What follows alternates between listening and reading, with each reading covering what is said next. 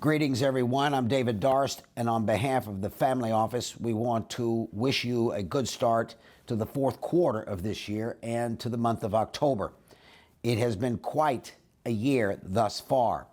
The third quarter ended up being down about 5% for U.S. equity markets. Only the second time in the last few years that you've had 3 quarters in a row down for the U.S. equity markets and many other markets, equity markets globally. A couple of things to talk about. Inflation. The headline Personal Consumption Expenditures Index, which is the Fed's preferred measure. They like to look at the headline, and then they look at the core. The core takes out, of course, food and energy. The headline for the month of August, which was released on September the 30th, Friday the 30th of September, the headline showed plus 3% month over month and plus 6.2% year over year. So markets were kind of okay with that. But on the last day of the month, they looked behind those numbers at the core, which takes out food and it takes out energy, as you know. And the core number was up 0.6% for the month of August. July was flat, as you may recall, and it's up 4.9% year over year after taking out food and energy costs. The reason that inflation has remained sticky to the upside, as you know, is shelter costs. It's been labor costs, okay? Those are two of the prime drivers of those remaining stickily high inflation numbers. You've had energy, on the other hand. Energy's down quite a bit, and some commodities are down, and some, but not all, food prices are down. So the second part of this equation is the monetary policy. As you may recall, back in March of this year, March 21st, the Federal Reserve raised interest rates, first time in a long, long time, by 25 basis points. Then in May, they went up by 50 basis points.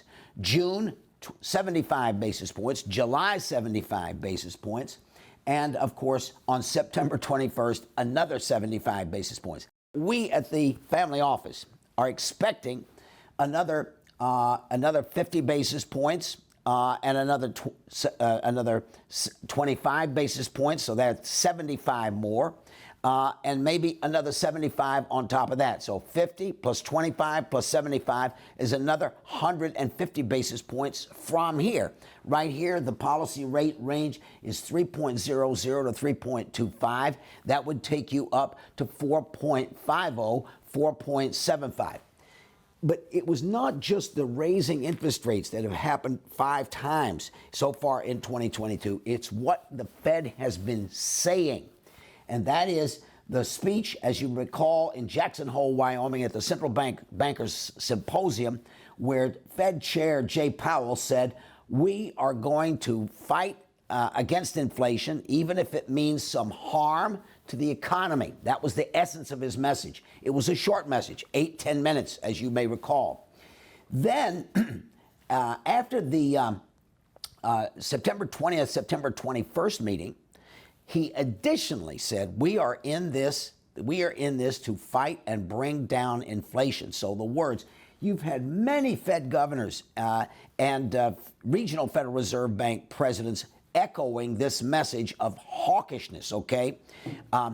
That's put pressure. That has put pressure, upward pressure on mortgage rates. They've got up into the 6.7 to 7% range. They were below 3% earlier this year. And so that has basically been one of the things that's put pressure on price earnings multiples. So number one, the price earnings multiples so far have contracted about 29 or 30%. Earnings are up 6.5%. But now we expect earnings are going to come under pressure. We're going to have higher input costs, labor costs in particular. You're going to have interest costs. There's been a big move for many publicly traded, but publicly in the public eye, well-known companies for unionization. The transport workers, you've had others asking for higher wages to catch up with inflation. Analysts have begun to reduce their earnings estimates for the remainder of 2022 and also for 2023. We will watch very carefully. About October 15th, 14th, 15th of October, you'll begin to get the first wave. It's usually the financial companies, as you know. Then you get some of the consumer products companies, some of the industrial companies. But it start with the banks always. And we will be watching very carefully to see what the executives, the chief executive officer, the chief financial officer, what are they saying about demand and about costs for the remainder of 2022 as we head into 2023. The recession right now, there's a recession risk.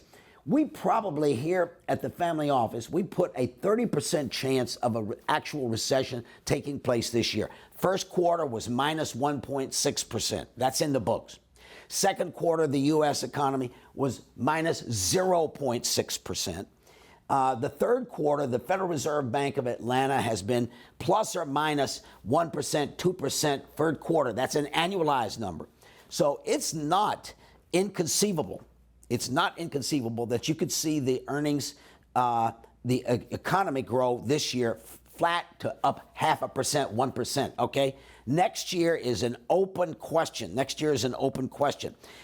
You've got consumer sentiment, business sentiment, and housing. Housing prices have started to come down. I would point out that if house prices are coming under pressure, and they have begun to come under pressure, higher mortgage costs, okay, reduced demand because the economy is kind of growing very slowly, and that is reducing the propensity or the inclination of families to go buy a new house or start a new home. The housing sector, when it shrinks by $1, consumer spending declines by 40 cents. Whereas when the stock market declines by $1, consumer spending declines by only 10 cents. The house has a much greater psychological impact on spending than securities markets. We are of the feeling that you want in a market like this, in an environment like this, where do you hide? Where can you? We have no problem with some cash. It's yielding 3, 4. You can find some short-term corporate bonds that are yielding 5%.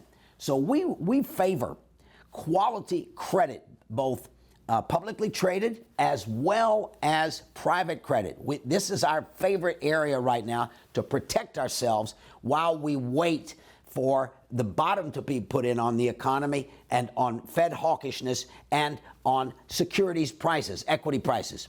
There's been the bonds. You're going to love this. The 30-year Treasury bond ETF, Exchange Traded Fund. It's called TLT. That thing is down 30% year to date. It's down even more than the stock market is down, okay? We are thinking right now that you want to basically start to nibble, not at 30-year bonds or 20-year bonds, but you can go into the intermediate and high quality credit. That would be stocks. The S&P 500 is down 25%. The NASDAQ is down over 30%. Is it time? Not just yet, but certain things are beginning to get attractive. This is not the no earnings technology companies, but it is good quality technology companies that are cash rich, that have good business models, that have capital spending discipline and do not need a lot of capital expenditures. Emerging markets are down about 27%, and the nonprofit technology companies, you know, these they were very, very popular. They're down about 57 to 60% thus far this year. So they are in a significant bear market. The month of September for the S&P 500 was down 9.3%.